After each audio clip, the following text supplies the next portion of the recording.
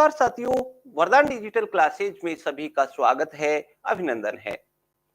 साथियों, आज इस वीडियो में हम संत दादू दयाल जी के बारे में चर्चा करने वाले हैं। बहुत ही शानदार प्रश्न हैं, वो यहाँ से पूछे जाते हैं। हूबहू कैसे प्रश्न परीक्षाओं में आने वाले हैं, वो आपको इस वीडियो में देखने को मिलेंगे। बहुत ही शानदार सेशन आज का अपना रहेगा, इसलिए आगे बढ़ने से पहले वीडियो को लाइक जरूर कर दे। पीछे आप भूल जाते हो और चैनल को सब्सक्राइब नहीं किया है तो चैनल को सब्सक्राइब कर बेल आइकन जरूर दबा दीजिएगा। ओके, तो अब हम बढ़ते हैं साथियों अपने आगे के सेशन की ओर। और आगे बढ़ने से पहले मैं आपको बता दूं कि ये सभी साथी, ये चेहरे आपको दिख रहे हैं, ये वरदान डिजिटल क्लासेज से जुड़कर अपने मुकाम को हासिल कर चुके हैं और आप भी इस श्रेणी में शामिल हो सकते हैं। ऐसे सैकड़ों सफल विद्यार्थी और भी हैं। मैंने आपको एक स्लाइड मात्रा भी दिखाई है। ओके, और अब बात आती है साथियों अपने बिंदु की। तो एक एक बिंदु की हम बात करते हुए चलेंगे। पहले सामान्य परिचय की बात करते हैं और सामान्य परिचय में हम देखेंगे कि संत दादू दयाल हैं, उनके जन्म की बात हो रही है भाई। संत दादू दयाल हैं, इनका जो जन्म है वो कब हुआ था? तो इनका जन्म 1544 ईस्वी में माना जाता है। कब माना जाता है भाई? 1544 ईस्वी। तो हम लिख लेते हैं 1544 ईस्वी में इनका जन्म हुआ। इसके बाद बात आती है मृत्यु की भाई। इनकी मृत्यु कब हुई? तो 1603 ईस्वी में इनकी मृत्यु हुई थी। कब हुई थी भाई? 1603 ईस्वी, ये ध्यान रखना है। जन्म की बात हुई, मृत्यु की बात हो चुकी। अब बात करते हैं जन्म स्थान की। तो इनका जन्म स्थान जो है वो अहमदाबाद। कहां है भाई? अहमदाबाद है। और अहमदाबाद कहां पड़ता है? तो ये गुजरात में पड़ता है। ठीक है, अहमदाबाद गुजरात में इनका जन्म हुआ है। तो ये बात भी अपनी क्लियर होती है। इससे आगे बढ़ते हैं भाई, मृत्यु स्थान की बात करते हैं। मृत्यु स्थान कौन सा है? तो इनकी मृत्यु जो है वो नरेना। क्या भाई? नरेना, जो कि आपको कई जगह नारायणा भी मिल सकता है। तो इसमें घबराने की आवश्यकता नहीं है। नरेना कहें या नारायणा कहें, यहां इनकी मृत्यु हुई। और भाई ये जगह है, ये जयपुर में पड़ती है। और जयपुर कहाँ है आपको पता ही है, जयपुर राजस्थान में है। इससे आपको एक चीज और ध्यान रख लेनी है भाई कि नरेना नारायण जो जयपुर में है, यहाँ इनकी मुख्य पीठ है ना। तो यहाँ पर मुख्य पीठ है, जो गद्दी अपन बोलते हैं ना, तो वो मुख्य पीठ या फिर मुख्य गद्दी अपन कहें तो वो कहाँ है? तो वो कहाँ है भाई? नरेना नारायणा में है। तो इस तरीके से देखो, अगर आपसे प्रश्न पूछा जाए कि दादू पंत कहें, दादू दयाल कहें, ठीक है ना, तो इनकी जो मुख्य पीठ है वो कहाँ स्थित है? तो मुख्य पीठ है वो नरेना नारायणा में स्थित है। क्लियर? तो अभी तक हमारे ये बेसिक बिंदु हैं, ये क्लियर हो जाते हैं। एक बार मैं आपको रिपीट करवाता हूं, यहीं की यहीं ये सभी बिंदु आपके याद हो जाने चाहिए। संत दादू दयाल जिनका जन्म कब हुआ भाई? 1544 ईस्वी में हुआ। मृत्यु 1603 ईस्वी में हुआ। जन्म स्थान की बात करें तो अहमदाबाद गुजरात। और मृत्यु स्थान की बात करें तो नरेना कहें या नारायणा कहें, जो कि जयपुर राजस्थान में है। और मुख्य बात आपको ये ध्यान रखनी है कि नरेना नारायणा जो है ना, इनमें मुख्य पीठ स्थित है। ओके, यहां से बहुत अच्छा प्रश्न है जो आपको देखने को मिलेगा। आगे बढ़ते हैं भाई, अगली बात करते हैं उपनाम की भाई, कि इनका उपनाम क्या है। तो देखो ध्यान दो, उपनाम के तौर पर अगर बात करें तो इनको राजस्थान का कबीर कहा जाता है। क्या कहा जाता है? राजस्थान का कबीर। बहुत ही अच्छा प्रश्न आपको यहां से भी देखने को मिलने वाला है। राजस्थान का कबीर किसे कहा जाता है? तो राजस्थान का कबीर है वो संत दादू दयाल को कहा जाता है। क्यों भाई? कबीर के बाद दूसरा सबसे बड़ा समाज सुधारक जो संत हैं वो कौन है? संत दादू दयाल हैं भाई। और इसी वजह से कहा जाता है भाई राजस्थान का कबीर। मैं यहां लिख देता हूं, देखो, कबीर के बाद, कबीर के बाद दूसरा सबसे बड़ा, सबसे बड़ा समाज सुधारक, समाज सुधारक संत के रूप में इनको जाना जाता है। ठीक है ना? तो भाई अपनी बात क्लियर है यहां कि राजस्थान का कबीर किसको कहा जाता है? संत दादू दयाल को कहा जाता है। क्योंकि जो प्रवृत्ति कबीरदास जी में थी समाज सुधार की, वो इन्होंने फॉलो करके आगे बढ़ा है उसको। और हम ये भी कह सकते हैं कि कबीर के बाद दूसरा सबसे बड़ा समाज सुधारक संत जो हैं वो कौन है? संत दादू दयाल हैं। ओके, तो ये उपनाम की हमारी बात है वो क्लियर हो जाती है। अब आ जाओ भाई, बात करते हैं पंथ एवं संप्रदाय की। तो इनका जो पंथ है भाई वो इनके नाम से ही जाना जाता है, जिसको कि हम दादू पंथ कहते हैं। क्या कहते हैं? दादू पंथ कहते हैं। ठीक है, क्लियर है यहां तक? दादू पंथ कहते हैं। लेकिन अगर संप्रदाय की बात करें तो ये किस संप्रदाय से संबंध रखते हैं? तो यहां पर दादू पंथ कह सकते हैं या फिर पर ब्रह्म, क्या कहेंगे? पर ब्रह्म संप्रदाय, पर ब्रह्म संप्रदाय। क्लियर? तो ये बात है, ये आपको ध्यान रखनी पड़ेगी कि इनका संबंध किससे है, दादू पंथ कहे या फिर संप्रदाय कौन सा हो जाएगा? पर ब्रह्म संप्रदाय से संबंध रखते हैं। आगे बढ़ते हैं भाई, सत्संग स्थल की बात करते हैं। तो जो दादू पंथ है, संत दादू दयाल है, इनका जो सत्संग स्थल है वो क्या कहलाता है? तो ये ध्यान रखने की बात है, बहुत ही अच्छा प्रश्न बनता है, पहले भी पूछा जा चुका है। अलख दरीबा, क्या कहते हैं भाई? अलख दरीबा। इनके सत्संग स्थल को अलख दरीबा के नाम से जाना जाता है। और अलख दरीबा जो है ये भाई सांभर, ये सत्संग स्थल है सांभर, है ना? तो सांभर में स्थित है। और सांभर कहाँ है? सांभर जयपुर में, जयपुर में। ठीक है, हाँ, सांभर कहाँ है? जयपुर में। ये लो भाई, तो इतनी बातें हैं जो अभी तक हमारी क्लियर हो चुकी हैं। उम्मीद करता हूं ये सारी बात क्लियर हुई होंगी आपको। तो अब यहां हमारी बात उपनाम की भी हो चुकी है, पंथ एवं संप्रदाय की भी हो चुकी है, सत्संग स्थल की भी बात हो चुकी है। तो अब इससे आगे और क्या जानना है? देखो, बात करते हैं काव्य भाषा की भाई। इनकी काव्य भाषा कौन सी है?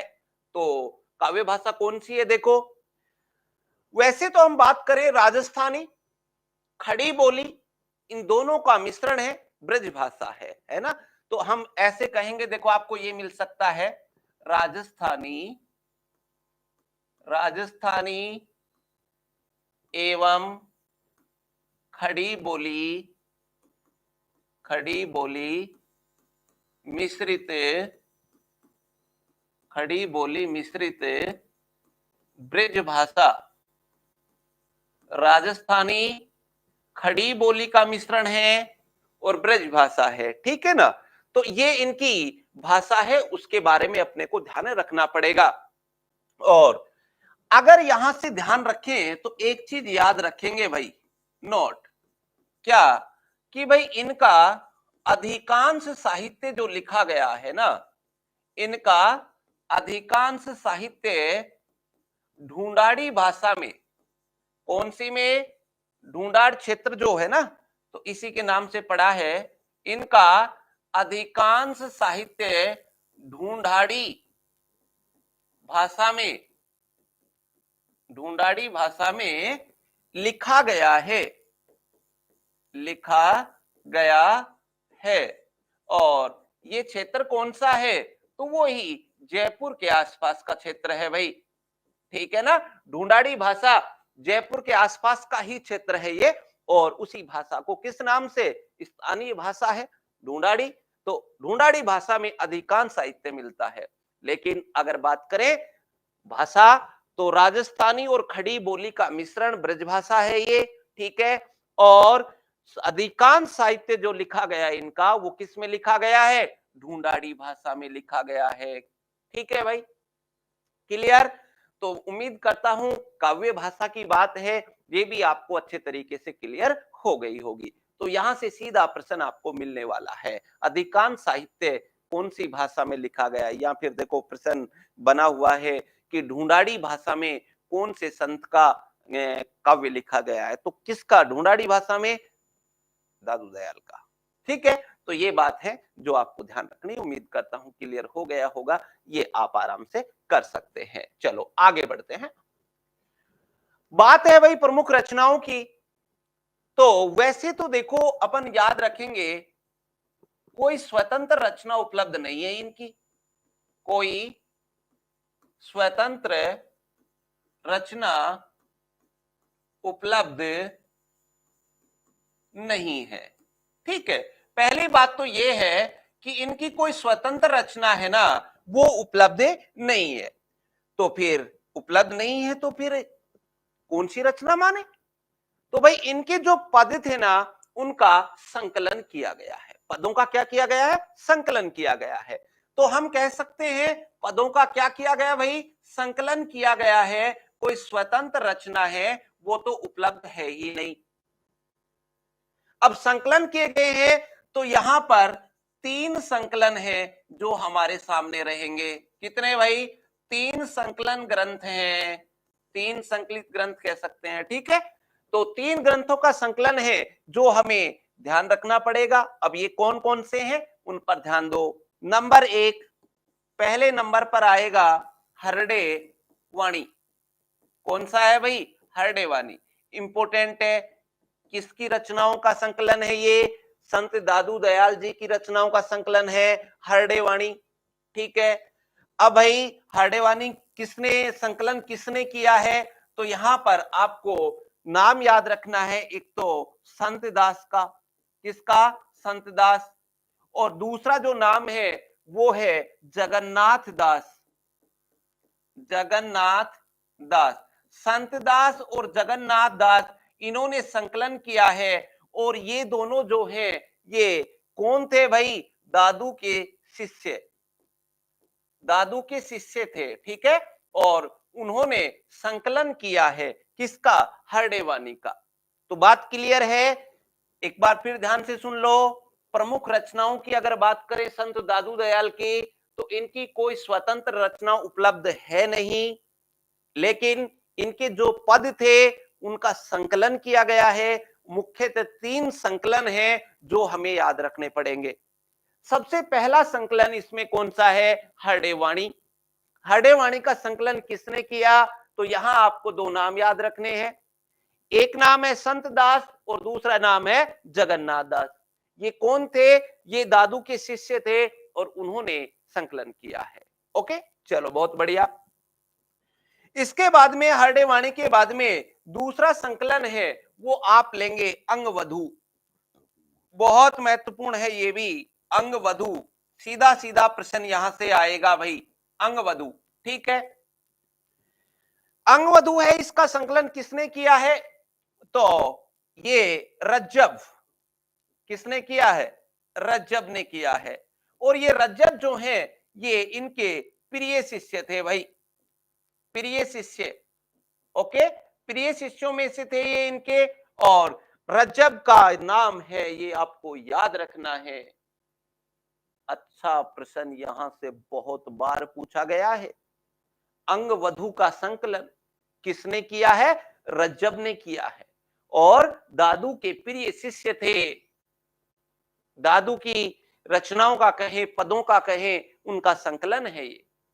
तो 2 बात हो गई हरडे वाणी की और एक अंगवधू की। तीसरी की बात करते हैं। चलो, तीसरा संकलन कौन सा है? तो वो है दादू दयाल नाम से ही भाई। किस नाम से? दादू दयाल नाम से ही है, ये ध्यान रखें। और परशुराम चतुर्वेदी, क्या नाम है? किसने संकलन किया है? परशुराम चतुर्वेदी ने। परशुराम चतुर्वेदी हैं, इन्होंने संकलन किया है। ओके, ये ध्यान रखने की बात है, अच्छा प्रश्न है। और सबसे बड़ी बात यह है कि परशुराम चतुर्वेदी ने जो संकलन किया है, इसे ही प्रामाणिक संकलन माना जाता है, ऑथेंटिक जिसको अपन कहते हैं। तो प्रामाणिक संकलन जो है वो किसने किया है? तो प्रामाणिक संकलन करने वाले जो हैं वो हैं परशुराम चतुर्वेदी। किस नाम से किया है? दादू दयाल नाम से किया है।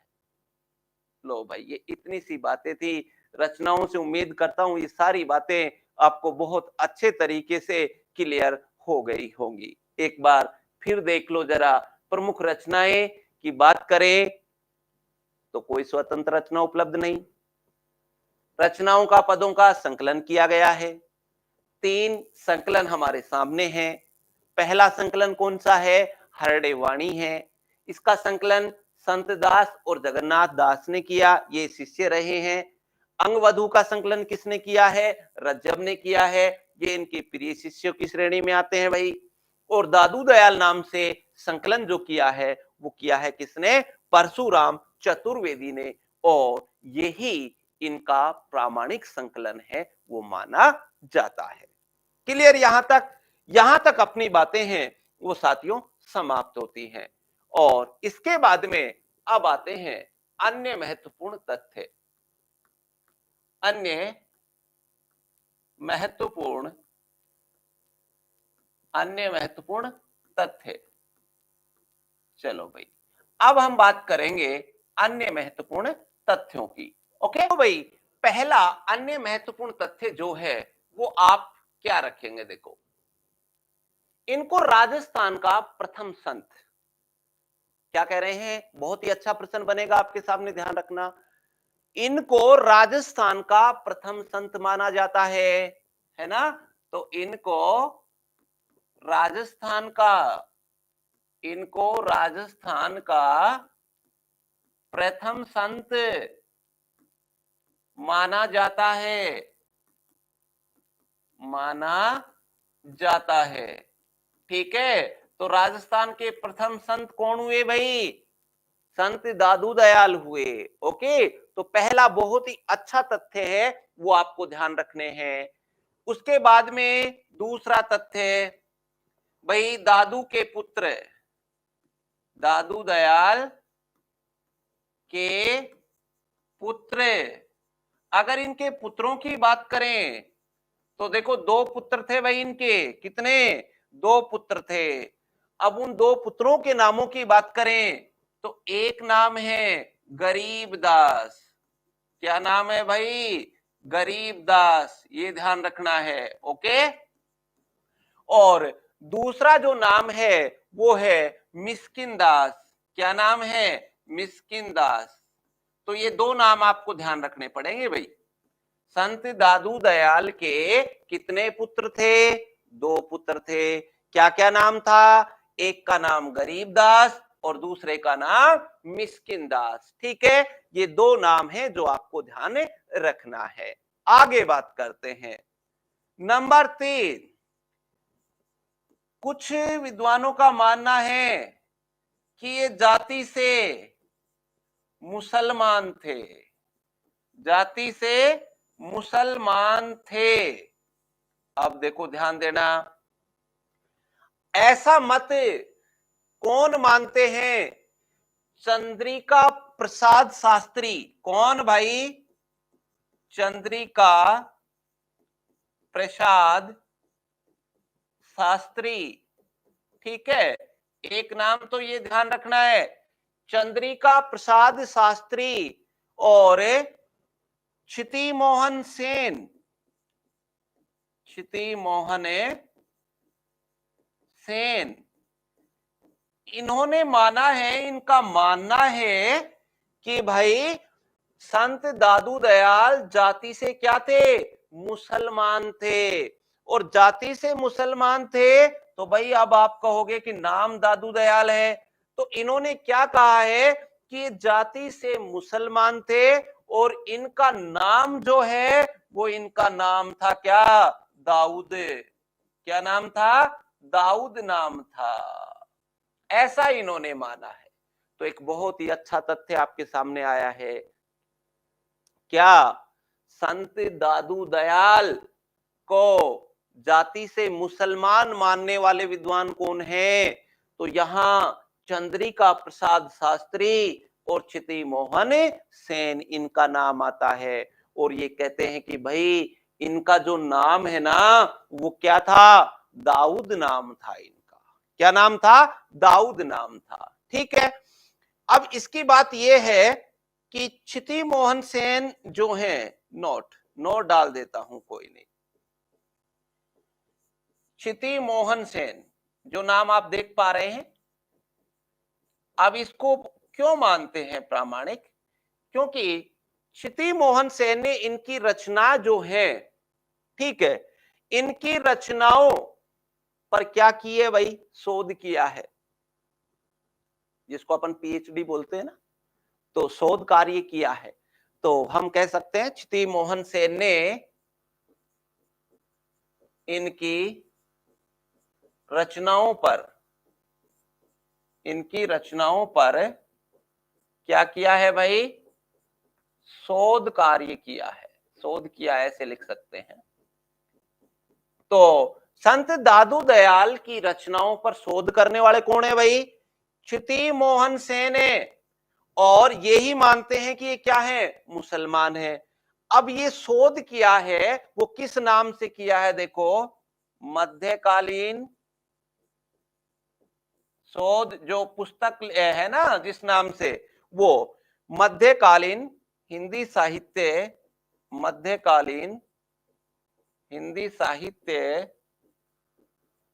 में मध्यकालीन हिंदी साहित्य में रहस्यवाद। ठीक है। तो ये रचना है, इसका नाम याद रखना है, मध्यकालीन हिंदी साहित्य में रहस्यवाद। ठीक है ना। ये रचना किसकी है भाई? क्षिति मोहन सेन। और इसमें जो शोध कार्य किया गया है वो संत दादू दयाल पर। ठीक है। और उनका ही मानना है कि ये जाति से क्या थे? मुसलमान थे। और इनका नाम क्या था? दाऊद था। उम्मीद करता हूं बहुत ही अच्छी जानकारी आपको मिली है और ये तथ्य है ये आपको क्लियर हो गया होगा। ठीक है। चलो यहां तक अपनी बात समाप्त होती है। 3 बातें हो गई। अब इसी से अगली बात कर लेते हैं, नंबर 4, गुरु का नाम। गुरु का नाम क्या है? तो ध्यान दो भाई, इनके गुरु के भी दो नाम है ना, वो प्रचलित है। क्या क्या नाम है? देखो, अगर बात करें तो एक तो मत है कि इनके गुरु कौन थे? वृद्ध भगवान थे। वृद्ध भगवान, ठीक है। एक मत तो ये है, वृद्ध भगवान थे। और दूसरा मत ये कहता है कि भाई ये कबीर के पुत्र कमाल के शिष्य थे। यानी ऐसे लिख देता हूं मैं, कबीर के पुत्र कमाल। ठीक है। ये इनके गुरु रहे हैं। तो 2 मत प्रचलित हो गए भाई। गुरु कौन थे? तो एक मत तो ये है कि वृद्ध भगवान थे, और दूसरा मत है कि कबीर के पुत्र कमाल है, वो क्या है? गुरु थे इनके। अब बात करते हैं, आचार्य शुक्ल जी क्या कहते हैं? नोट शुक्ल जी क्या कहते हैं? देखो, शुक्ल जी के अनुसार, शुक्ल जी कहते हैं कि भाई इनके जो भी पद हैं, जो रचनाएं हैं, ठीक है ना, उनमें कबीर का नाम जो है वो बहुत बार आया है। कबीर का नाम बहुत बार आया है। तो इसका मतलब यह है, कोई संदेह नहीं है, ये उनके ही मतानुयायी थे। कौन कहते हैं? शुक्ल जी कहते हैं क्या? कि कबीर का नाम बहुत बार, कबीर का नाम है ना वो बहुत बार आया है। किसमें? इनके पदों में, रचनाओं में।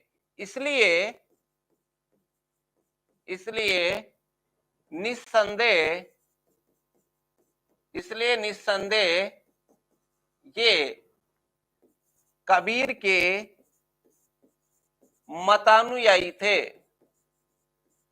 कबीर के मतानुयायी थे। ठीक है, तो आचार्य शुक्ल जी हैं, वो भी समर्थन करते हैं इस मत का। कौन से का? कबीर के पुत्र कमाल की जो बात आती है ना, तो उससे सहमत हैं। कौन भाई? शुक्ल जी। और उनका मानना यही है कि कबीर का नाम इन्होंने अपने पदों में बहुत बार लिया है, और इसका मतलब यह है कि बिल्कुल वो कबीर के क्या थे? मत अनुयायी थे, उनका ही फॉलो कर रहे हैं ये, है ना? ऐसा माना। चलो ठीक है, गुरु का नाम हो गया। प्रमुख शिष्यों के नाम ले लो। प्रमुख शिष्य, अब एक दो नाम तो मैंने आपको संकलन में पहले बता दिया है। ठीक है, अब उनके अलावा देखो, और भी देख सकते हो तुम। सबसे प्रिय शिष्यों में किसका नाम आता है? रज्जब का नाम आता है, नंबर 1। ठीक है, रज्जब के बाद भाई एक सुंदर दास का नाम ले सकते हैं, सुंदर दास। ठीक है, तीसरा नाम प्रागदास का ले सकते हैं। नंबर 4 जनगोपाल, जनगोपाल। ठीक है, तो ये कुछ नाम है, तो ये आपको ध्यान रख लेना है, और बाकी कोई ऐसी हेडक नहीं है। चलो भाई, ये भी अपनी बात है जो यहां क्लियर हो जाती है। छठे बिंदु पर आ जाओ। छठा महत्वपूर्ण बिंदु क्या कहता है? इनको किस रूप में जाना जाता है? तो ये आपको पता है, ये कबीर के बाद में समाज सुधारक के रूप में आए हैं। तो यहां पर छठा बिंदु इसी से बनेगा, धर्म व समाज सुधारक रहस्यवादी कवि, है ना? तो ये कैसे कवि थे? धर्म व समाज सुधारक, समाज सुधारक रहस्यवादी, रहस्यवादी कवि की श्रेणी में है, लेकिन संत की बात कर रहे हैं तो संत ऐसे लिख देते हैं, धर्म व समाज सुधारक रहस्यवादी संत थे। ओके, इसके बाद में एक ले सकते हैं नंबर 7। ये किसके समकालीन थे? तो भाई ये अकबर के समकालीन थे, ये अकबर के समकालीन थे, यानी अकबर का शासन था ना, उस समय थे ये। तो अकबर के समकालीन थे, और ये भी कहा जाता है अकबर इनके उपदेशों से बहुत प्रभावित था, है ना? ये अकबर के समकालीन थे, पूरा लिख देता हूं, अकबर के समकालीन थे। अकबर इनके उपदेशों से, अकबर इनके उपदेशों से, अकबर इनके उपदेशों से बहुत प्रभावित था। ठीक है ना? तो ये बात है भाई। तो इतनी सारी बातें हैं जो हमने क्लियर की हैं। कितने? 7 तथ्य हो चुके हैं महत्वपूर्ण। तो एक बार देख लेते हैं जरा। इनको राजस्थान का प्रथम संत माना जाता है। ठीक है, अच्छा प्रश्न रहेगा। दादू दयाल के पुत्र 2 हैं, गरीबदास और मिस्किन दास, ये 2 नाम याद रखने हैं। जाति से मुसलमान थे, ऐसा मानने वाले चंद्रिका प्रसाद शास्त्री और चिति मोहन सेन है। और उन्होंने मुसलमान होने का प्रमाण क्या दिया है कि इनका नाम क्या है? दाऊद था, ऐसा उन्होंने कहा है। चिति मोहन सेन क्यों मानते हैं इनकी बात को? क्योंकि इन्होंने शोध कार्य किया था, पीएचडी जो की, तो शोध किया था इन्होंने। और शोध किस नाम से किया है? मध्यकालीन हिंदी साहित्य में रहस्यवाद, इस नाम से। और ये पुस्तक किसकी है? चिति मोहन सेन की है, ये आपको ध्यान रखनी होगी। आगे बात करते हैं, गुरु का नाम क्या है? तो यहां 2 मत प्रचलित हैं। कौन से? वृद्ध भगवान और दूसरा कबीर के पुत्र कमाल। ठीक है ना? अब शुक्ल जी भी ये कहते हैं कि भाई इनके जो पद है उनमें कबीर दास जी का नाम बहुत बार आया है, और बहुत बार आया है, तो निस्संदेह उनके मत अनुयायी थे, तो ऐसा समर्थन कर देते हैं। ओके, प्रमुख शिष्य कौन से हैं? तो रज्जब, सुंदरदास हैं, प्रागदास हैं, जनगोपाल, इनके प्रमुख नाम आप याद रख सकते हो भाई। और धर्म व समाज सुधारक रहस्यवादी संत के रूप में इनको जाना जाता है, और अकबर के समकालीन थे। अकबर इनके उपदेशों से बहुत ही प्रभावित था, ऐसा माना जाता है। क्लियर? और अब मैं आपको बता दूं साथियों, ये आपके सभी साथी हैं जो कि वरदान डिजिटल क्लासेज से जुड़ करके अपनी सफलता को अर्जित कर चुके हैं। वरदान डिजिटल क्लासेज आप ऐप प्ले स्टोर से भी डाउनलोड कर सकते हैं और डिस्क्रिप्शन में लिंक दे रखा है, वहां से आप हमारे सभी सोशल मीडिया लिंक से जुड़ सकते हैं और ऐप डाउनलोड कर सकते हैं। ठीक है ना? और ऐप पर आपको, आप देख पा रहे हैं, टेस्ट सीरीज हिंदी साहित्य की मात्र 99 रुपए में है, जहां 5000 से भी अधिक प्रश्न हैं, उनसे आप अपना मूल्यांकन कर सकते हैं। बहुत ही महत्वपूर्ण प्रश्न है। कहां मिलेगा भाई? डाउनलोड ऐप करना है वरदान डिजिटल क्लासेस नाम से, ओके, वहां पर है। और अगर कोर्स ज्वाइन करना चाहें तो देखो स्पेशल ऑफर, सदाबहार ऑफर आपके लिए रखा है। सबसे सस्ता, सबसे अच्छा, सबसे विश्वसनीय, और आपको पता है इतना सस्ता कोर्स कोई नहीं दे रहा। सबसे अच्छा क्वालिटी वाला कोर्स मिलेगा आपको, ओके। और इसके प्रमाण देखो आपके सामने हैं, ऐसे आपके सैकड़ों साथी।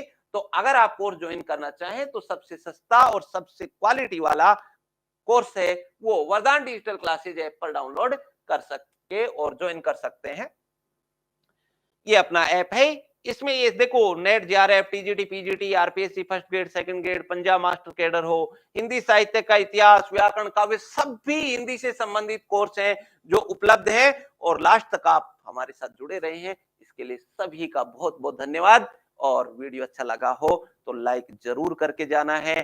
चैनल को सब्सक्राइब नहीं किया, सब्सक्राइब कर बेल आइकन जरूर दबा लेना। और अगले वीडियो में फिर हमारी मुलाकात होगी बहुत ही शानदार कक्षा के साथ में, ओके। तो लगे रहिए, व्यस्त रहिए, मस्त रहिए, स्वस्थ रहिए। फिर मिलते हैं अगले वीडियो में। धन्यवाद।